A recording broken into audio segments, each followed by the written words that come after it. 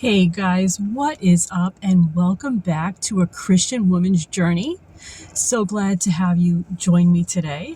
I've got my camera here doing a little bit of a balancing act on the dashboard. Hopefully we don't all go crashing. I want to chat with you a little bit today about something that's been on my mind, and that subject is ministry. So many of us Christians want to be in some kind of ministry that is valid, that is Christ-like. It's wonderful. But I find a lot of people kind of almost put off that task. They don't really know what God might be calling them to, and they end up really not being in ministry at all. And that is unfortunate when that happens. Okay, so what is ministry? In simple language, I would say it's really Christ-like behavior toward other people and really bringing them the gospel. It is what Christ did all his life. Okay, and we know that we are to emulate him. All right, so I wanted to give people a few ideas today. What ministries might God be calling you to? And just a little warning before I get started. These are not the most common ministries. And as I've heard pastors talk about them over the years, how shall we say this? These are not ministries, I don't think, for just anyone. They tend to be the ministries that people kind of look away from. Okay, so the first one is what I have heard called the ministry of the immediate. What does that mean? It means when someone needs you, they need you immediately, okay? And you drop what you're doing, which I get it, it's inconvenient. No one really wants to have to do that. But it's when there is an immediate or an urgent need. And you minister to them as they need you. Okay, people used to have a lot more spare time years ago. I get it. People used to be able to do this a lot more often. It's a lot rarer these days. But given that it is rarer, it is more urgent then that people step in and step up in this ministry. So I guess this could give endless examples, right, of someone who has an urgent situation and they need you. But I can give you one that I particularly have seen a need and have been involved with. And this example I'm going to give you establishes that you can even just do this online as well, because sometimes people need you. They can need you for many different things. It doesn't even necessarily have to be that you're there bodily. So an example would be, I have seen people talking online where they want to bring some kind of terrible harm upon themselves. Let's say they're very depressed. They might even be suicidal. And I've seen people get together, Christians get together collectively and help that person and even contact police when need be. That is the ministry of the immediate. You swing right into action as needed. You drop whatever it is you were doing. You might have been making dinner, watching TV, having fun or whatever, but you drop everything and you minister to that person and you help them.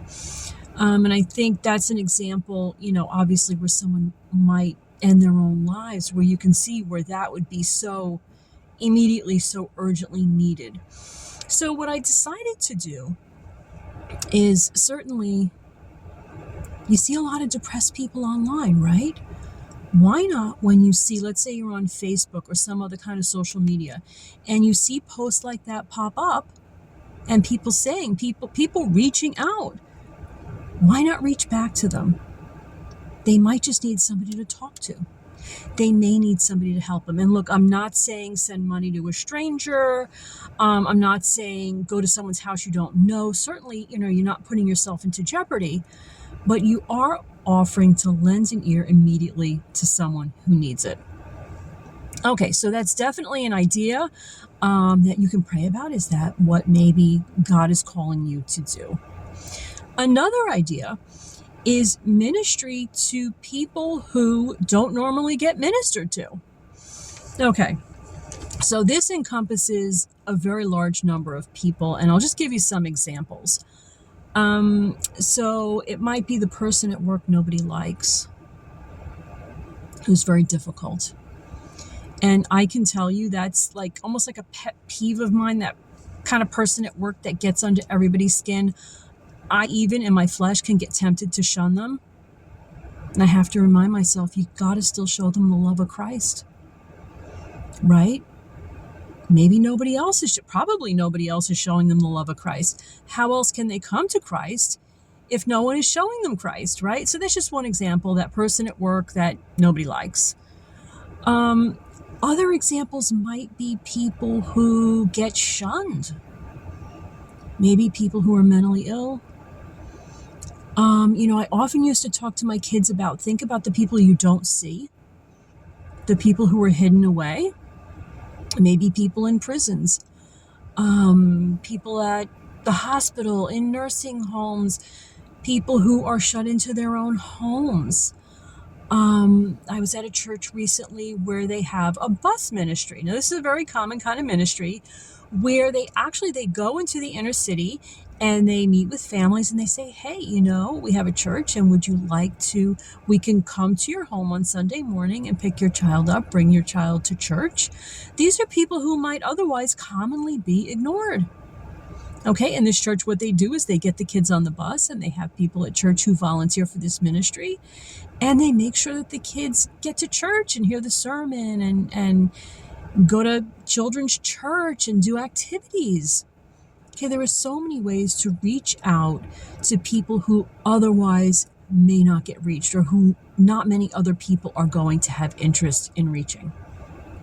Okay, so I saved kind of the best and the most challenging for last. A lot of people are gonna, as soon as I say this, they're gonna shut it off. They've been okay so far, but they are going to shut this off. What about a ministry to the voiceless? Now, I am talking about literally voiceless, people who cannot speak up for themselves. Yes, I am talking about your pre-born neighbor. I'm talking about your pre-born neighbor destined to be aborted. What about those little babies growing inside their mothers that cannot speak up for themselves? Yes, there is actually a group, and you can find them online, called Missionaries to the Preborn. Okay, they literally minister on behalf of these children, and they try to get them saved. Okay, so how do they do that? You can minister outside a clinic if you're comfortable doing that. You're trying to save human life. You're trying to save souls of both the staff and the mothers and anybody who's accompanying them. Yes, it's tough, guys. I've done it. I've been out there. I'm going to tell you right now, it's tough. And I've seen many online friends who've been out there who it's challenging. Okay. But remember, if God calls you to this ministry, he's going to equip you. Okay. Now, let's say you say to yourself, well, I don't feel called to be outside the clinic, but I want to do something on behalf of these babies, these truly voiceless little children who don't get the chance to be born. Well, you could defend them online. And let me tell you something. I have been defending the preborn online for probably at least a dozen years, more actually. Oh my goodness, a lot of time has gone by, probably closer to 20 years. And I say what needs to be said. But let me tell you, there are a lot of people out there who won't say what needs to be said. They keep quiet when it comes to these little children, their little preborn neighbors. Okay, a lot of people fear what people will think about them or what people will say. I have long since decided I didn't care what people think about me. I'm not going to fear man. I'm going to fear God. I'm going to do what it is God wants. Okay, so that is something to pray about. Does God want me speaking up for and defending my preborn neighbor, ministering to my preborn neighbor? How beautiful is that? Think about that for a minute. If you were a preborn baby, and we all once were, wouldn't you want someone shouting from the mountaintops for you to defend your life? Okay? All right, so guys, I hope I've given you some things to think about, ministries that you can pray to God about. And, hopefully these are ideas that you can do maybe online or at any time or whatever really ends up working for you. Okay, guys, just wanted to give those ideas. So many Christians want to be in ministry and they end up kind of dilly-dallying around and never picking anything. I'm going to go, guys. I'll see you again really soon in the next video. Love and light, and to God be the glory. Bye now.